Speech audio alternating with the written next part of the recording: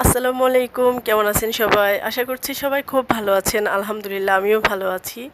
অনেক দিন যাবৎ আপনাদের সামনে কোনো ভিডিও নিয়ে আসা হয় না। আসলে ভিডিওগুলো ব্যস্ততার কারণে ওভাবে কন্টিনিউ করে যেতে পারছি না। ওই ওয়াফিকে নিয়েও অনেক ব্যস্ত থাকতে হয়। তার মধ্যে ওয়াফি অনেক দুষ্টু হয়ে গেছে। তো যাই হোক, আমি অবশ্যই এখন থেকে চেষ্টা করব আপনাদের সবার মাঝে আসলে থাকার জন্য, ভিডিওতে সবার সাথে আমার সবকিছু শেয়ার করার জন্য। আর আপনারা হয়তো অনেকেই জানেন, যারা আমাদের অনেক কাছের লোক, যে আমার শ্বশুর উনি মারা গেছে।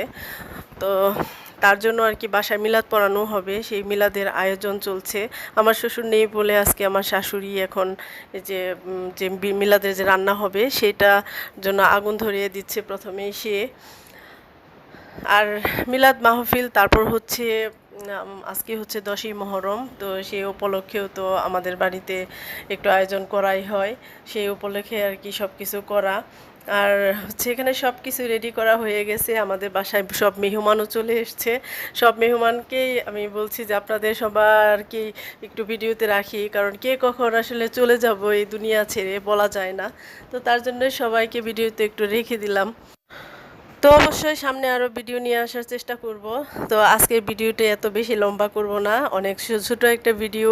তো এখন থেকে শুরু করতে যাচ্ছি। তো সবাই ভালো থাকবেন, সুস্থ থাকবেন, আল্লাহ হাফিজ।